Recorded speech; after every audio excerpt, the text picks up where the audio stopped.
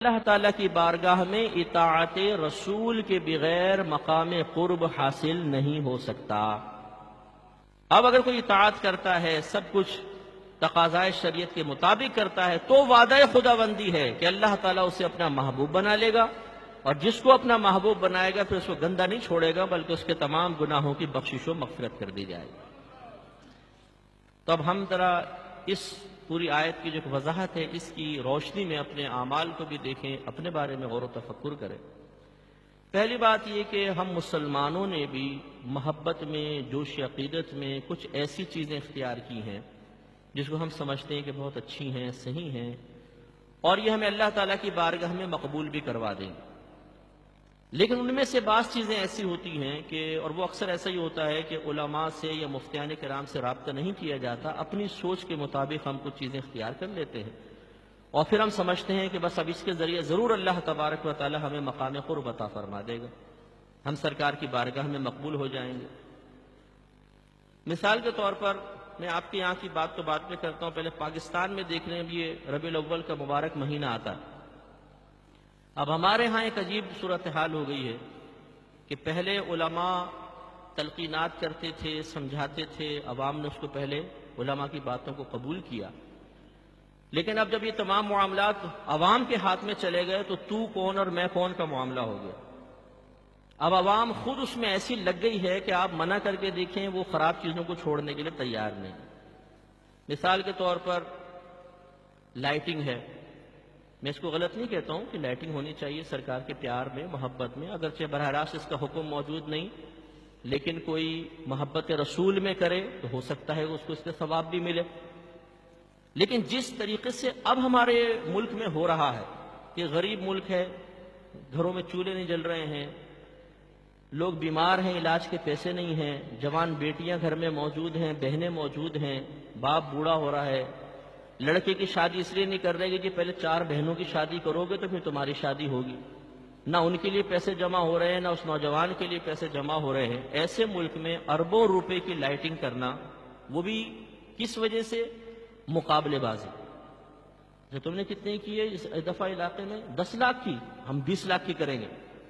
تم نے 40 لاکھ کی ہم 50 لاکھ کی کریں گے۔ اب کی دفعہ ایک شہر میں تقریباً 22,000 چراغ جلائے گئے، چھوٹے چھوٹے چراغ سرکار کی محبت میں۔ چلیں بہت اچھی بات ہے، لیکن اتنے چراغ، اچھا اس کا نتیجہ کیا نکلا؟ دوسرا وہ میڈیا نے اس کو کوریج دی، تو ہمارے ہاں پھر اپنا نام روشن کرنے کا تو بڑا ایک جذبہ ہے نا کہ میں تھوڑا سا بھی کروں تو پھر اس کو دکھایا جائے یہ چودھری صاحب نے کیا ماشاءاللہ کارنامہ کیا۔ تو دوسرے شہر والے، تیسرے شہر والے اب اس مقابلے میں لگ گئے کہ تم نے 22,000 کیا تو ہم اتنا کریں گے کہ انشاءاللہ Guinness book of world record میں ہمارا نام آ جائے گا۔ اب وہ اس میں لگ گئے۔ اچھا پھر تغرے وغیرہ روڈوں پر سجانا، یہ وہ، چلے سجاوٹ کوئی بات نہیں، لیکن اب نتیجہ کیا نکل رہا ہے؟ جب نائٹ ہوتی ہے، لائٹیں جلتی ہیں جگمگ، اب وہ گھر سے عورتیں باہر نکلتی ہیں، مرد باہر نکلتے ہیں، یہ کس لیے جا رہے ہیں؟ لائٹنگ دیکھنے کے لیے۔ اس میں پھر نتیجہ نکلتا ہے کہ اتنا مردوں عورتوں کا اختلاط ہو جاتا ہے روڈوں پر، اتنی بدنگاہی اور اس قدر خرافات ہو رہی ہوتی ہیں کہ الامان والحفیظ، یعنی گناہ، کثیر گناہ ہو رہے ہوتے ہیں۔ تو اب دیکھیں، اب یہ تمام جو چیزیں کوئی کر رہا ہے تو وہ محبت رسول میں ہی کر رہا ہے، کوئی بھی نفرت کی وجہ سے تو نہیں کر رہا نا، توہین کا ارادہ تو نہیں ہے، مذہب کو بدنام کرنے کا ارادہ تو نہیں ہے۔ لیکن ان کی غلطی ایک ہے کہ وہ ان تمام کاموں کے کرنے سے پہلے صحیح علماء سے، مفتیان کرام سے رائے طلب نہیں کر رہے۔ انہوں نے ہر چیز کو اپنے ہاتھ میں لے لیا، اور ہاتھ میں لینے کے بعد سمجھتے ہیں کہ ہم جو کر رہے ہیں بس وہ 100% بالکل درست ہے، اب ہمیں اس سے روکا نہ جائے، اس میں اب روز بروز اضافہ ہوگا۔ تو ہم یہ کہتے ہیں کہ آپ لائٹنگ ضرور کریں۔ مثال کے طور پہ 40 لاکھ کی لائٹنگ ایک علاقے میں ہو رہی ہے، 40 لاکھ۔ یہ تو ایک گلی ہے ہمارے وہاں پر کھارا در میں، وہاں پہ سنا ہے کہ 40 لاکھ کی لائٹ کرتے ہیں ایک گلی کے اندر، بس 40 لاکھ، 40 lakhs۔ اگر 1 لاکھ کی آپ لائٹ کریں اور 49 لاکھ سرکار کے نام پر ہی ان کے غریب امتیوں میں تقسیم کر دیں تو کیا پرابلم؟ انداز بدلنے کی ضرورت ہے نا۔ اربوں روپے کی لائٹ جلا کر 12 روز کے اندر آپ کیا نتیجہ حاصل کر رہے ہیں؟ اگر یہ سوال کیا جائے، بتائیے کیا کر رہے ہیں بھائی؟ جی وہ محبت رسول دکھانا چاہتے ہیں، جذبہ پیدا کرنا چاہتے ہیں، وہ جذبہ ہمارے اندر حقیقی طور پہ پیدا ہی نہیں ہو رہا کہ جو ہمیں اطاعت رسول کی طرف مائل کرے۔ تماشا بن گیا ہے سب کچھ، کہ عورتوں مردوں کے اختلاط ہیں اور میوزک چل رہے ہیں، بعض جگہ ریکارڈنگز چل رہی ہیں، اتنی کان پھاڑ دینے والی ریکارڈنگز، کوئی بیمار ہے، بچے ہیں، عورتیں ہیں گھر میں، کوئی پرواہ نہیں ہے۔ پھر آدھی روڈز بلاک کر کے، آپ کے یہاں بھی جلوس نکلتے ہیں لیکن بڑی اچھے طریقے سے، منظم طریقے سے۔ ہمارے وہاں پہ ایک تو جلوس کوئی پرواہ نہیں ہے، اس میں لڑکے آگے چلتے ہیں، کوئی ٹھیلا کھڑا اس کو اٹھا کے سائڈ میں پھینک دیا، یہ وہ مسئلہ ہے۔ اور پھر وہ بنائے جاتے ہیں خوبصورت ڈیکوریشن پیسز رکھے جاتے ہیں بڑے بڑے، ان میں آدھی روڈ بلاکس ہو جاتی ہیں۔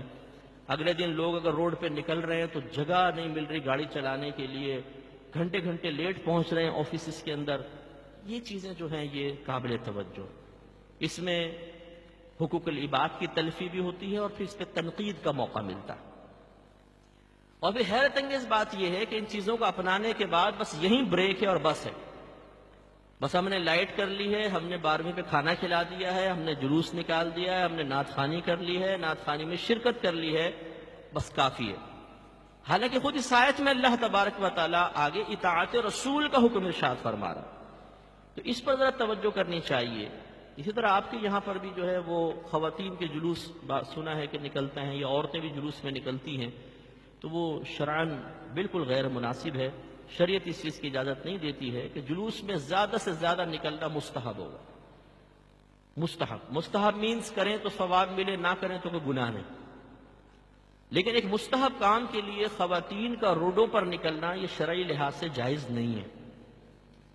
اب وہ بہنیں مطلب بعض اوقات جلوس میں شرکت کر رہی ہوتی ہیں، پھر فوٹو بھی کھینچ رہی ہوتی ہیں آگے کھڑی ہو کر، چہرے کھلے ہوئے ہیں، بعض نے پردہ کیا ہے، بعض نے نہیں کیا ہوا، اور بدنگاہیاں ہو رہی ہیں۔